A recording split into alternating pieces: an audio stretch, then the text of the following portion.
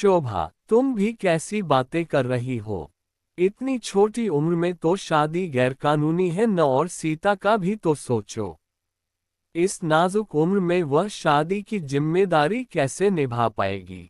कहानी शुरू करने से पहले हमारे चैनल कहानियां 7.4 को प्लीज सब्सक्राइब एंड लाइक अवश्य करें ताकि हमें मोटिवेशन मिलता रहे, ताकि आप लोगों के लिए नया नया कहानी लाता रहूं। आइए कहानी शुरू करते हैं। सच ही तो है, हर इंसान अपने लिए खुद ही जिम्मेदार होता है।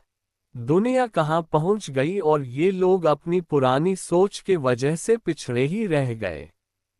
अफसोस तो इस बात का है कि इनकी ऐसी मानसिकता के कारण इनके बच्चों का जीवन भी बर्बाद हो जाता है। कमरे में घुसते ही रेवा बड़बड़ाने लगी। ऑफिस के लिए तैयार हो रहे पराग ने मुड़कर रेवा की ओर देखा। क्या हुआ? मेरे अलावा अब और किसकी शामत आई है? पराग, तुम्हें तो हर वक्त मजाक ही सूझता है। मैं तो सीता के बारे में सोच रही थी। शोभा को कितना समझ रही हूँ, मगर वह तो उसकी शादी करने पर तुली हुई है। अरे अभी सिर्फ 16 की ही तो है। इतनी कच्ची उम्र में शादी कर देंगे, फिर जल्दी 3-4 बच्चे हो जाएंगे और फिर झाड़ू पोंछा चौका बर्तन करते ही उसकी जिंदगी कब खत्म हो जाएगी उसे खुद भी पता नहीं पड़ेगा। कितना कह रही हूँ कि लड़की छोटी है, थोड़ा रुक जाओ, पढ़ना चाहती है तो पढ़ने दो, जो मदद चाहिए होगी मैं कर दूंगी, पर नहीं, लड़की ज्यादा बड़ी हो जाएगी तो शादी में मुश्किल होगी। रेवा, मेरे पास एक आइडिया है। तुम मेड लिबरेशन एसोसिएशन बनाओ और उसकी प्रेसिडेंट बन जाओ। तुम्हारे जैसी कुछ और औरतें मिल जाएंगी तो सीता ही क्यों, सारी मैड्स की समस्याओं का समाधान मिल जाएगा। Reva please, you must do it. तुम्हारी मैनेजरियल स्किल्स भी काम आएंगी और फिर इतनी कामवालियों का उद्धार करके तुम्हें कितना पुण्य मिलेगा, सोचो जरा। पराग की चुहल से रेवा और चिढ़ गई। सबसे पहले तो मुझे खुद को लिबरेट करना है तुमसे। आज फिर तुमने गीला तौलिया पलंग पर फेंक दिया है। मेरे घर का अनुशासन तोड़ा ना तो अच्छा नहीं होगा। पराग ने हाथ जोड़ लिए। अभी उठाता हूँ मेरी माँ, माफ करो। वैसे तुम्हारा जोर सिर्फ मुझ पर चलता है। इतना प्यार करने वाला पति मिला है पर उसकी कोई कद्र नहीं है। अच्छा अच्छा, अब ज्यादा नाटक मत करो। जल्दी ऑफिस जाओ वरना लेट हो जाओगे। ऑफिस तो मैं चला जाऊंगा, but on a serious note Reva, please इतनी इमोशनल मत बनो। जिंदगी में प्रैक्टिकल होना ही पड़ता है। तुम सीता के बारे में सोचकर इतनी परेशान हो रही हो, लेकिन तुम कुछ नहीं कर पाओगी। यह उन लोगों का निजी मामला है, हम इसमें कुछ नहीं कर सकते। मुझे लगता है कि तुम घर पर बैठकर स्ट्रेस्ड हो रही हो। पहले ऑफिस के कामों में इतनी व्यस्त रहती थी कि किसी और बात में ध्यान ही नहीं होता था तुम्हारा, और अब अच्छा होगा कि तुम अपने लिए कोई नई नौकरी ढूंढ लो। घर पर रहोगी तो फालतू बातों में उलझ रहोगी। थोड़ी देर में पराग तो चला गया, लेकिन रेवा गहरी सोच में डूब गई। वह हमेशा से एक करियर वूमन रही थी और पराग इस बात को जानता था। वह अपनी मेहनत से कामयाबी की सीढ़ियां चढ़ भी रही थी, पर रिसेशन के कारण उसकी नौकरी चली गई। नौकरी छूट जाने का उसे बहुत मलाल हुआ था, लेकिन उसे भरोसा था कि उसे दूसरी नौकरी जल्द ही मिल जाएगी। मगर आज पराग ने उसकी हताशा को गलत अर्थ में लिया था। वह कुंठित जरूर थी, लेकिन सिर्फ सीता की मदद न कर पाने के कारण। रेवा ने एक लंबी सांस ली और बाहर ड्राइंग रूम में आ गई। सीता वहां नम्रा के साथ खेल रही थी। कितना हिल गई थी नम्रा सीता के साथ। अब जब कुछ दिनों में सीता चली जाएगी तो नम्रा बहुत मिस करेगी उसे। रेवा ने सीता की ओर देखा। दुबली पतली श्यामवर्णा सीता परिस्थितियों के कारण समझ से चाहे परिपक्व हो चुकी हो, पर थी तो आखिर बच्ची ही। इतनी नाजुक उम्र में शादी का बोझ कैसे उठा पाएगी। रेवा की सोच फिर सीता पर ही आकर अटक गई। सीता रेवा की कामवाली शोभा की बेटी थी। नम्रा का जन्म सिजेरियन से हुआ था। सास तो रेवा की थी नहीं, माँ भी कितने दिन रहती। तब शोभा सीता को ले आई थी, दीदी इसे रख लो, बच्ची को संभालने में भी मदद कर देगी और ऊपर का छोटा मोटा काम भी करा लेना। अरे ये तो बहुत छोटी है, ये कैसे कर पाएगी, और यह स्कूल नहीं जाती है क्या? स्कूल तो सुबह जाती है, 11 बजे तक आ जाएगी। काम तो ये सब कर लेती है। दूसरे घर में करती थी पर अब उन लोगों की बदली दूसरे शहर में हो गई है। आप 2-4 रोज देख लो, दिन भर आपके पास रहेगी और शाम को मेरे साथ वापस लौट जाएगी। सीता ने पहले दिन से ही रेवा को प्रभावित कर दिया। उसने धीरे धीरे नम्रा का सारा काम संभाल लिया। वह बड़े प्यार से नम्रा की मालिश कर उसे नहला देती, बोतल से दूध पिला देती, नैपी बदल देती और अपनी गोद में ही थपका कर सुला भी देती।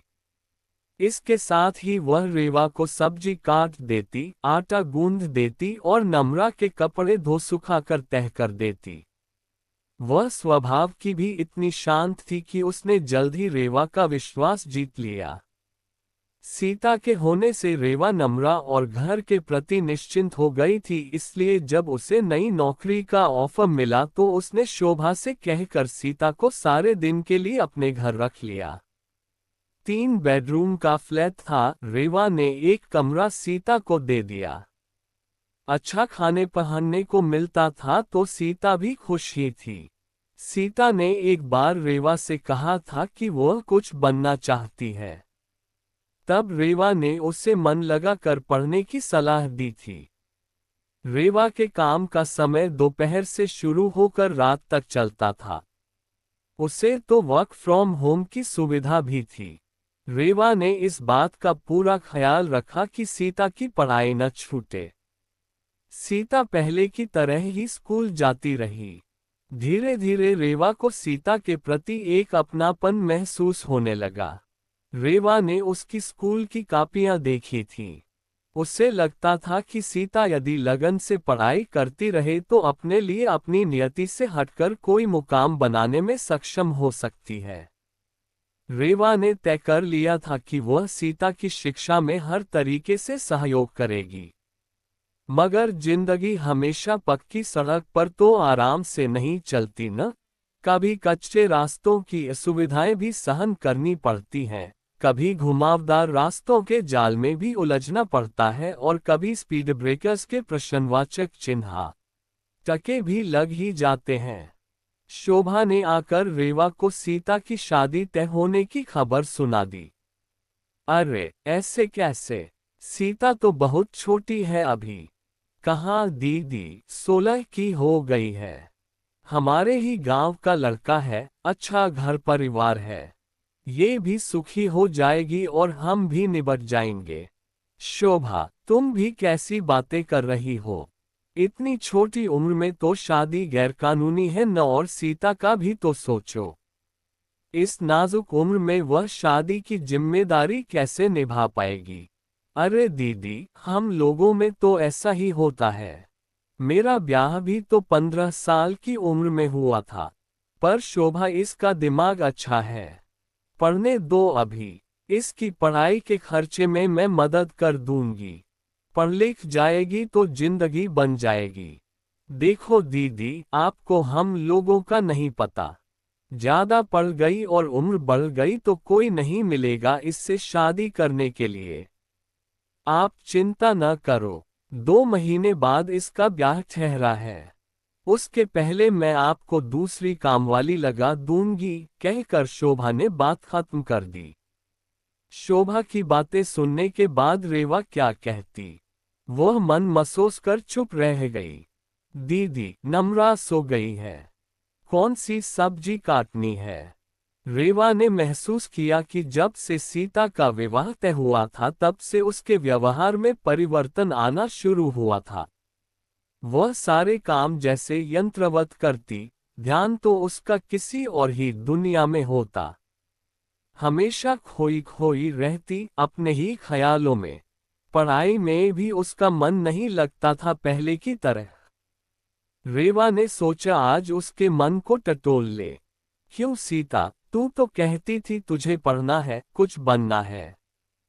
तेरी माँ तो तेरी शादी करा रही है। तू मना क्यों नहीं करती? क्या बोलेंगे दीदी? अब कामवाली के घर पैदा हुए हैं तो कामवाली ही बनेंगे। ऊंची पढ़ाई में खर्चा भी तो बहुत होता है। आपका भी कितना एहसान लेंगे और फिर शादी भी तो जरूरी है।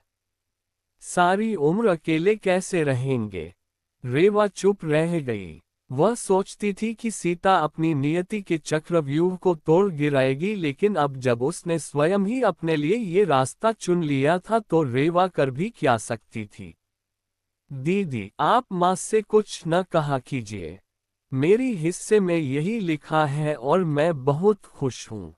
आपको पता है, घर में सब बहुत खुश हैं। माँ ने तैयारी करनी भी शुरू कर दी है। इसी बहाने आज सबको मेरा ख्याल है, नहीं तो कब मैं सूखी रोटी के टुकड़ों और फटे पुराने कपड़ों में बड़ी हो गई, किसी को पता ही नहीं चला। अब 2-4 जोड़ी ही सही, मेरे लिए नए कपड़े बनेंगे। माँ मेरे लिए सोने के जेवर बनवाएगी।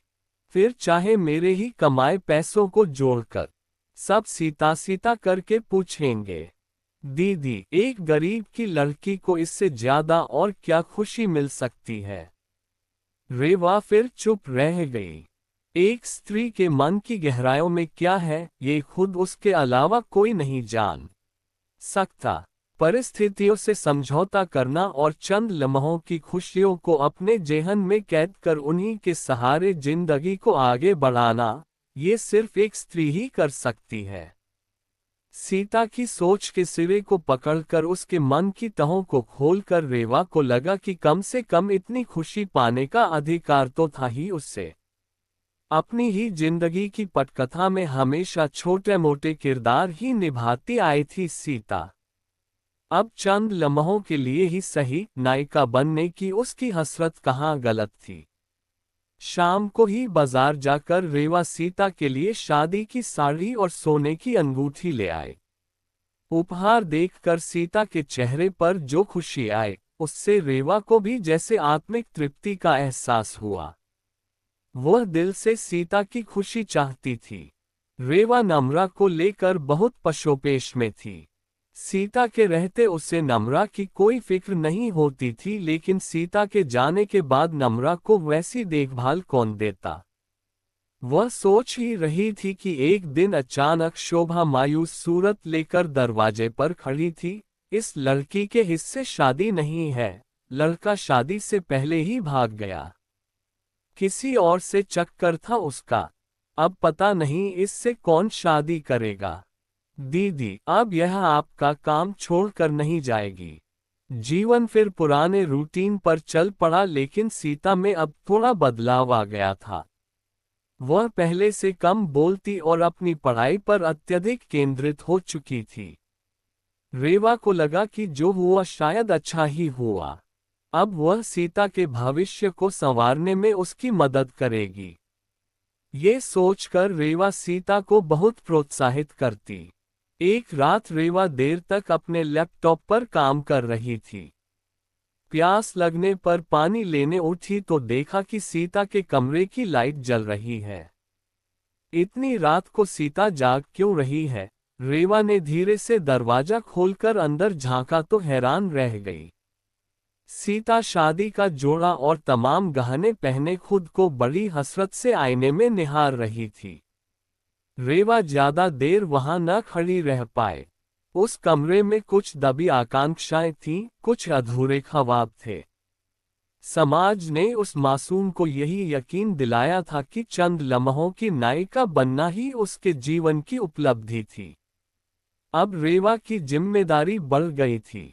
उसे सीता को यह विश्वास दिलाना था कि वह सक्षम है अपने जीवन की पटकथा खुद लिखने के लिए और ताउम्र उसमें नायिका का किरदार निभाने के लिए। रेवा ने अपने मन को इस संकल्प के लिए दृढ़ कर लिया।